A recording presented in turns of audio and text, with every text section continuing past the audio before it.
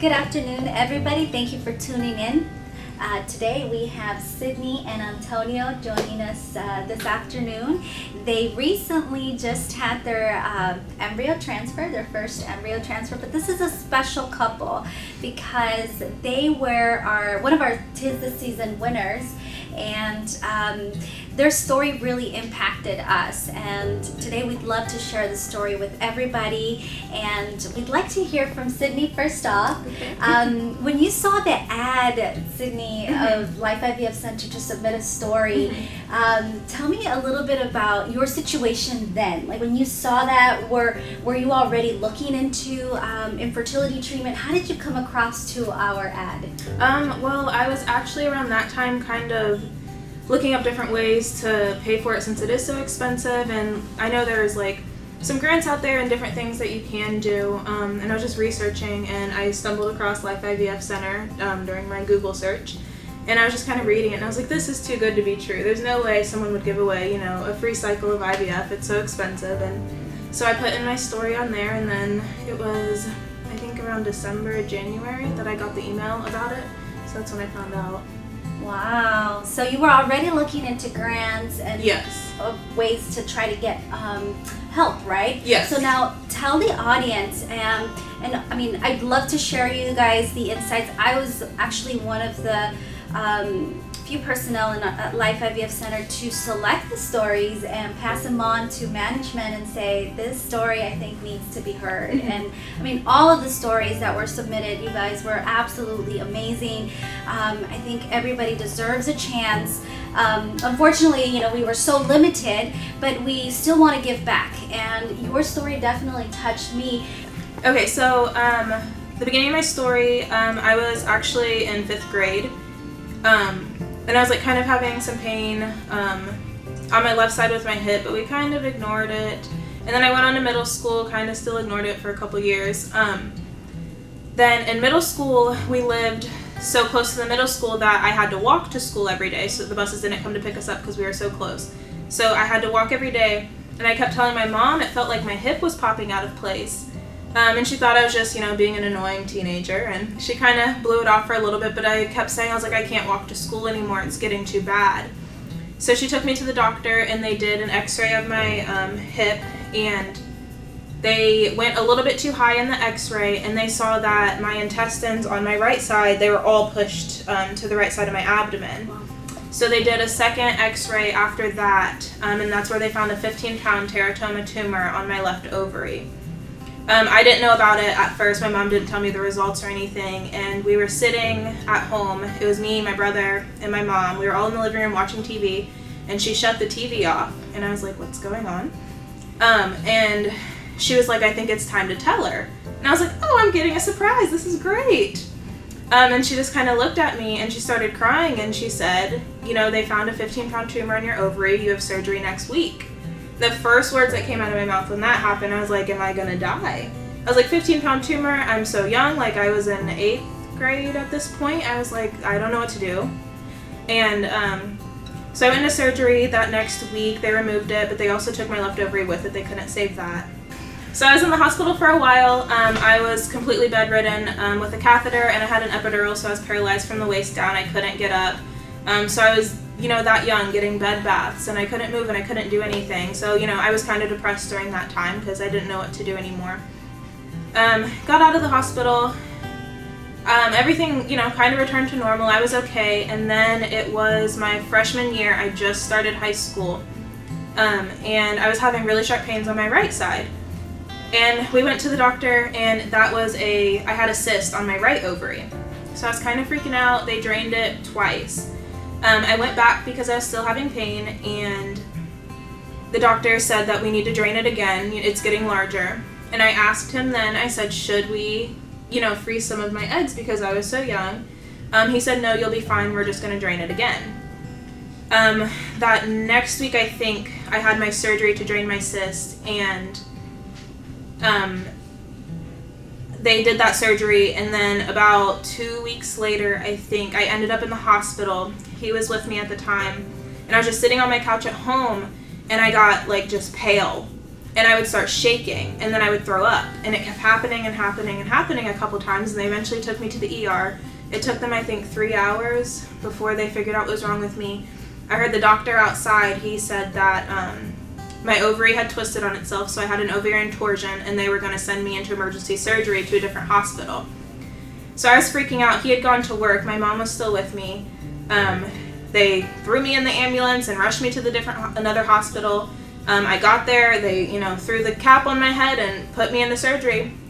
And this is when I woke up, and the very first thing that came out of my mouth, I said, "Did you take my ovary?" And the nurse looked at me and she said, she's like, "Let's just wait till your mom gets here. We'll tell you then. Let's not talk about it right now. You just woke up from surgery." And I just started crying at that point because I knew if you're not telling me, then I know you took my ovary at this point in time. So that was very hard for me because I've always known that I wanted to be a mother, and at that point in time, it vanished. That was it. And I was still young at the time. I didn't know about IVF. I was like, I'll never be able to carry my own children. Like, I didn't know what to do at that point. After that, I was kind of depressed. Like, I didn't know what to do. I was in full-blown menopause at the age of 16. So I've been dealing with that for a long time. If I just feel now, like, I was young. I didn't know, what I was doing. My mom was in shock going through all of this. So, like, personally, like, if you have a doubt in your mind, put yourself first, always. Like, doctors, they're amazing, but they're not going through it. They don't have to live with the outcome now of me never having, my own biological child. So I would just always say, put yourself first. If you feel like something's not right, always question it, get a second opinion. And, being older and knowing what I know now and watching, what I've had to go through, I wish I would have spoke up at the time, but, I didn't know what I was doing, and I was young, and I didn't think I would, lose my other one like I did, so. So sudden. Yeah. It was so quick. So since 16 to now, you've been taking supplements, right? Yes. You've been taking progesterone and estrays. Yes. How has that been so far? Miserable. I feel like every week I'm in the doctor because it's just a guessing game. They put you on more hormones, take you off hormones, like, they can't test them because at different times, every day they're different. There's not a perfect balance for anyone. It's just how you feel. Yeah. So they'll, dramatically increase it or decrease it. And I got to the point, I told my doctors, I was like, I'm done. I don't want to do it anymore. Like, I'll deal with, what's going on now. But I also have to be careful and keep it balanced because I do still have my uterus, which can, you can get cancer from that if your lining builds up too much and you're not taking care of it. So I finally just recently actually found a doctor near me that actually specializes in menopause. So I was going to go to them to try to talk to them, but still to this day it's not balanced. I have problems, every single day with it. It's been rough.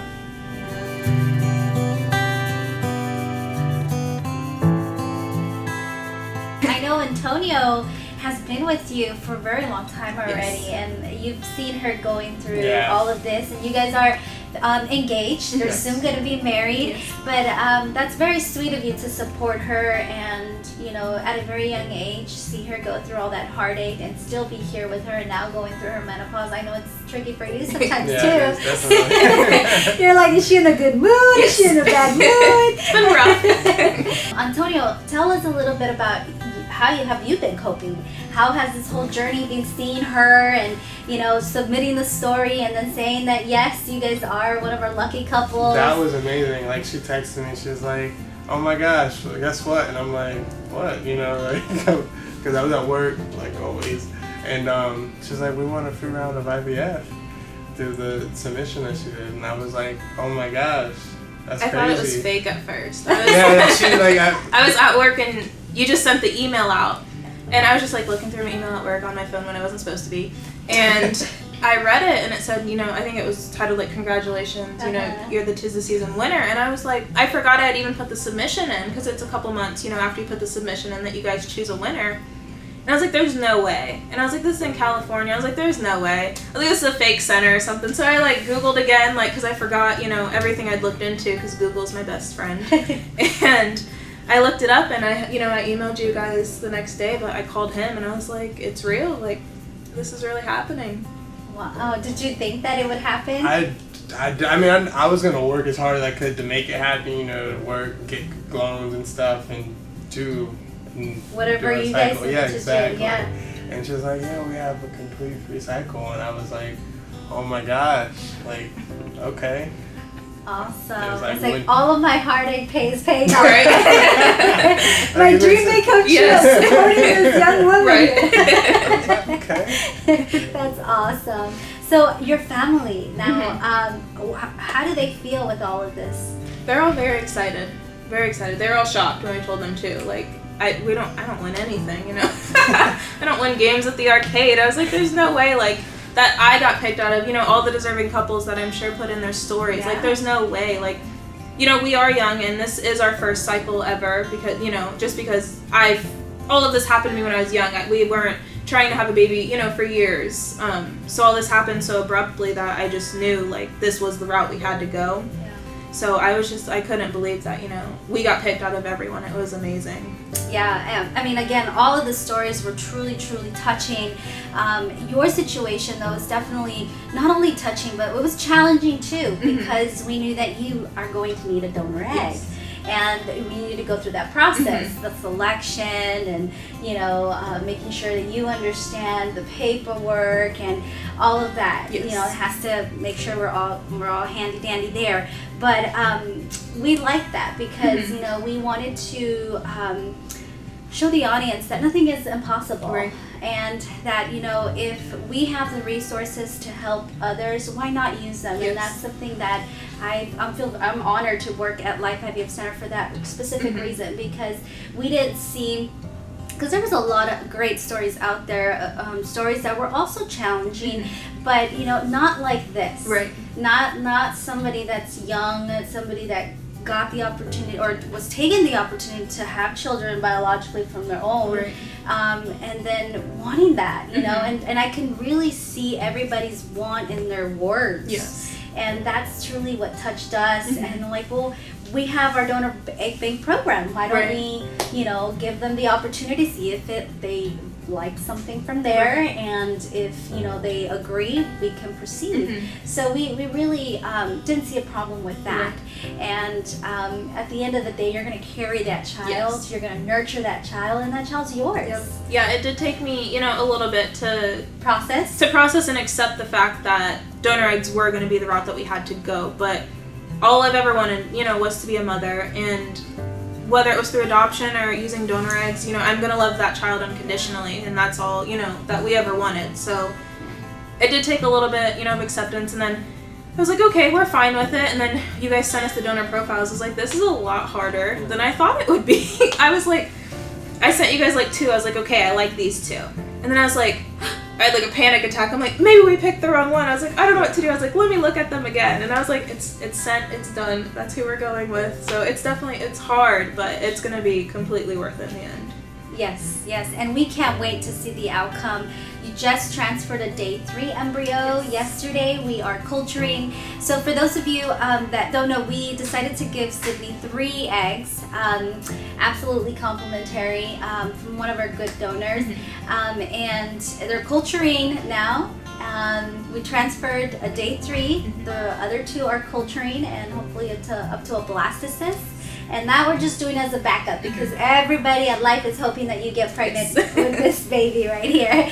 But we'll see what happens. And we also wanted to do that too, because we wanted to make sure that we have a plan B.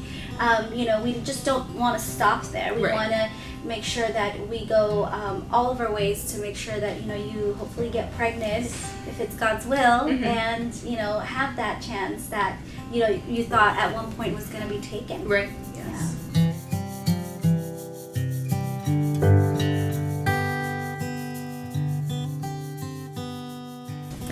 I know the trickiest part of everything that we went through this few weeks ago was mainly timing. Timing was so important, and you guys needed to be flexible on that, because I think I only gave you guys 4 days to get on a plane. Yeah, I think it was 4 days. To get on a plane ticket, Yes. right? To get a plane ticket and make sure that you guys got here before the thawing of the eggs. Yes. Because we needed Antonio's sample to make sure that when those eggs are thawed that we fertilize. So it's all planned out based off of your lining, based off of days. So timing is very important. and I think was one of the trickiest things, especially because you live outside, right, in Ohio. But tell the audience a little bit about your itinerary. So, because we have a lot of patients that are outside monitoring, and they sometimes wonder, how does this process happen? Is this even doable? Do I have to stay at Life for 3 weeks, you know, for a month? And not necessarily. It can all be planned out through emails, through communication over the phone, but we do need some flexibility, which I am so grateful that you guys did have and understand. Because you need that. You need that when you're going through this process. So tell the audience a little bit about your itinerary. So we live in Ohio, so it's a little ways away. So we started just doing the basic blood work. I'm working with one of the fertility specialists in our town. So they've been awesome, and I know some won't let you do it, but they have just let us do monitoring at their facility, which has been amazing. So I would go there and do, you know, my weekly blood work and ultrasounds and everything there, and they would fax them over to Life IVF Center. So I didn't have to worry about anything, and then Life would call me with the results. And treatment plan? Yes. And that's all in their patient portal, which is very nice that, you know, you have that at the click of a finger. So then we were getting closer, and I had started, you know, my cycle and everything, and I was like kind of freaking out because I'm like, when should I be there? And they don't know, you know, it's all time sensitive, and they don't know until, you know, your lining's perfect and, you know, everything's set. So you don't know how your body's going to react, which was kind of scary to me because I like to be in control and know what's going on and plan ahead. So that was hard for me to kind of like sit back and, you know, just hope for the best. So then I contacted Julie and everything, and I think it was like 4 days before we had to leave, and I texted him, I'm like, you need to make sure you're off work because we have to leave this weekend. So we left last Sunday, and then this Monday we came in for I had to do another, you know, panel of blood work before we got started on everything, and then you gave your sample on Monday as well. Yeah. We fertilized that Monday. Yep. Started fertilizing on Monday, and then yesterday on Thursday, we had transfer day, and that went very smoothly. Life was amazing about it. Tell us about your recovery experience. Recovery, I mean, it's been easy. I haven't been in pain or anything, but I just feel like fragile. I don't want to do anything. I don't want to move. I feel like anything I do is going to be wrong, but recovery's been amazing. Life was amazing. They let you, you know, go back there, sit and relax for a little bit before your procedure, and then, you know, you sit and you relax again in a nice, quiet, you know, dark room afterwards. So it's very peaceful, and everyone answers any questions you have. The procedure itself is very quick. Dr. Yelian said it was over, and I was like, did we do anything?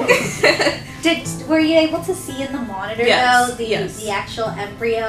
I think that's one of the most touching moments for a lot of our patients, because they get to officially, I'm sorry, I'm telling you, you don't get to I didn't see that, but it's definitely one of the special moments that a lot of our patients always tell us about later. It was amazing being able to see the embryo, and then, you know, they bring it over to the doctor, and then you watch it go in your uterus, and it's done. You're pregnant, hopefully, until proven otherwise. So it's just crazy to know, you know, the moment that the embryo goes into your uterus. It's amazing to be able to see that. And that you're able to see what it looks like, too, before even, you know, many natural pregnant women don't get that, and I always resent that. And we were just staring at our little picture of our embryo last night. I was like, it's just crazy. Yes, because you get to have, that's the first baby picture. Yeah, exactly. You know, you can put that in a nice scrapbook, and that will just take over all the heartache that you guys went through, right? It's all really worth it when you see that. It's worth it. It really is.